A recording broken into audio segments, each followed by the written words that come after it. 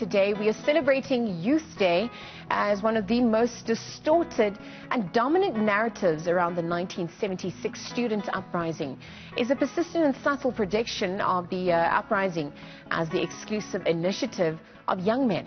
But there were young women on the front lines who made invaluable contributions and sacrifices, and for that we are now joined by baby Twala. She is currently the Deputy Secretary of Parliament, but she is part of the class of 1976 who took part in the student uprising against the use of Afrikaans as a medium of instruction. And on that note, a very good morning to you, baby Twala, and thank you very much for joining us. Let's just look back at that monumental day. How old were you back in 1976? And then through your lens, can you walk us through what transpired? Good morning to your listeners, and thank you indeed for inviting me. First, I wish to actually appreciate the struggle that we're facing as South Africa and the world under the COVID-19. How old was I? That's what you're asking. I was 16 years, getting into 17, very young indeed. And I was in the middle of what would have been a struggle against apartheid in its totality, with a particular focus to the medium of instruction, which was Afrikaans, introduced by the apartheid government then, which had practices and laws that were segregating people in terms of their color, ethnicity, and their gender. Being at the front lines, of course, you were then arrested, taken to John Vorster Square. Walk us through what you remember about the experiences that you underwent upon being arrested and obviously being thrown into John Vorster Square prison. On the day itself, we were not arrested. I wasn't arrested on the day itself. I was arrested later on. A lot of us were not arrested. Actually, we were quite harassed by the police on our march. Remember, it was a peaceful march of young people resisting against a regime that was introducing a language that obviously was eroding the culture and the languages of African people at that point in time. So on the dates of, I personally was not arrested. We tried to go back to school again because the whole of Soweto marched, and the march itself spread throughout, or the riots spread throughout the country, starting from Soweto. The subsequent years where I found myself in detention was the following year, where we were celebrating the first year after 1976. We were arrested at that time. I was actively involved with the SSRC. That was the Soweto Student Representative Council.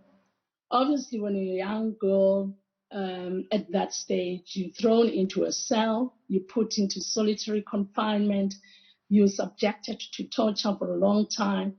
It was quite frightening. However, we did have the resolve because we knew that apartheid was not perpetual, and it needed a whole range of us. It needed a movement against which to fight, through which to fight the system itself. Of course, it was a horrible system that, like I say, separated people in terms of color legally. Well, there seems to be a subtle projection, and as I alluded to early on in my introduction, that the uprisings, was sort of an exclusive initiative run by men, but obviously there were also females that had taken part. Many of their stories remain yet to be told in South Africa. I just wanted to know back then, looking at the treatment of women activists and collaborators at the time, how were they treated by government? The first thing is, if you were a young woman or a young girl at that point in time, you were seen to be intruding into the space of males.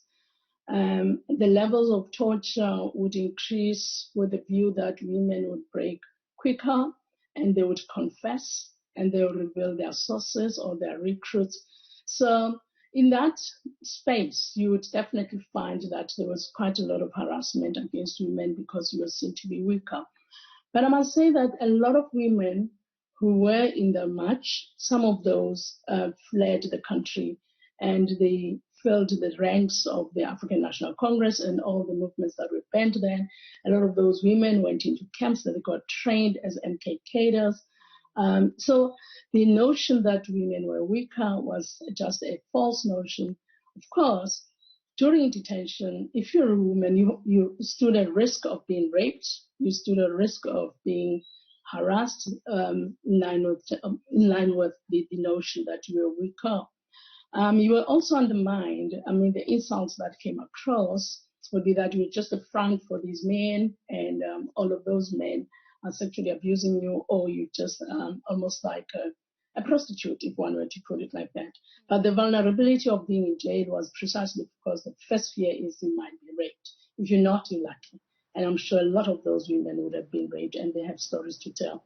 I must say that much as when you look at the history, a lot is less is said about women who were in the forefront. There's quite a lot of women who were in the forefront. I can think of the late Stanley Ndlovu, Dr. Ndlovu, and Mamtenji and O'Hara. I can think of a lot of women who were, in fact, in SASO, who at the time we were out in the streets, some of them were our teachers. So there were quite a lot of them, and there still are a lot of them who are still in the ranks of both the public and the private sector, who were marching on that day. You spoke about some of the roles that women engaged in during the struggle. I wanted you to perhaps also highlight some of the distinct roles that women and young women, for that matter, played during the struggle, and how empowering those roles were, and also limiting in the same breath at the time. If you're talking about roles, are you talking about leadership roles? Leadership roles, just playing their part in terms of fighting against the apartheid regime at large. I think, we belong to organizations, obviously, at that point in time. So our work was really to mobilize women. For instance, I, from 1976, as an activist, went into the SSRC, went into detention for about 19 to 20 months, solitary confinement, was not necessarily charged, approached to be a witness against the SRC leadership, but then Mutsisi, Morobe, refused to do that, kept in jail, the fort, the number 4 we used to call it, from John Foster Square, walked out of prison around 1979. 31st of May 1979, I was one of the founders of COSAS. We then South African students. Once we were not students, we knew that through that, COSAS would be able to represent the struggles of the young people in school, whilst we were not at school. I moved out of there. I then formed, or became again, one of those who formed the Federation of Transvaal Women. That is where we mobilized a lot of women to swell the ranks of the African National Congress, and of course other movements emerged of women, and a lot of those women took leadership, and that's where we also encountered women such as Mamgoyi, Masisulu. So there has always been women playing significant roles in the struggle against apartheid, in the struggle against gender, in the struggle against class, and some of these women are leaders, some of them are ministers today, some of them are in the public service, some of them are in the private sector. So much as you may think that there's no significant history written about women may be guaranteed. However, if we dig deeper, like Helen Josephs, those women, as when we were in the forefront as young girls, they were really mature women, having been active in the Federation of South African Women, having worked with the other liberation movements, your PAC, and most important, which I must talk about, is also the women who were given leadership who had roles in the Black consciousness movement, because all of us actually we actually got our political background and knowledge from the teachings of the Black consciousness movement that we moved into other liberation movements. It's a maturity. It's how we matured into the politics of the country and understanding racism, as well as understanding the fact that we were fighting for a non-racial, non-sexist, equal South Africa. You mentioned the stellar class of 1976, rather, but I wanted, and you mentioned some of the, the roles that some of the women have taken with their political activism. Where has your political activism taken you up until now?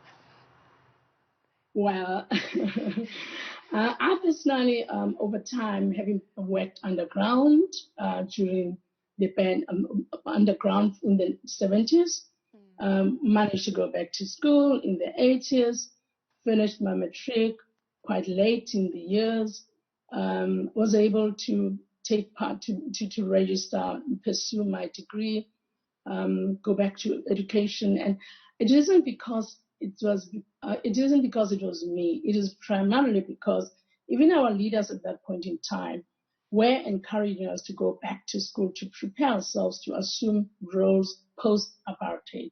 So I was able to go back to school, had a whole group of us studying distant learning at UNISA, got my first, second degree, able to get a scholarship again in preparation for us to assume particular roles in the public service, registered as a psychologist. I'm not practicing. I got my master's, came back to South Africa around 1993. And and for my first job was to do voter education under Uncle Billy Modise at Matla Trust, where we were actually now mobilizing the society and community in South Africans to vote in the very first historical democratic elections of a country that declared South Africa a free country. And of course, finally developing or building a parliament, a multi-party parliament that I subsequently worked for. Baby Tiawa, thank you very much for telling your story. Thank you for rehashing, what happened back in 1976. Thank you for leading that conversation. And of course, as that baton has been handed over to us, it's up to us to take up that struggle where you guys, the previous leadership, have left off, and of course continue the struggle in a different light. Again, thank you for your time. Baby Tiawa, the current Deputy Secretary of Parliament, but she was part of 1976 class who took part in the student uprising. Again, we thank her for her time here on Weekend Dawn.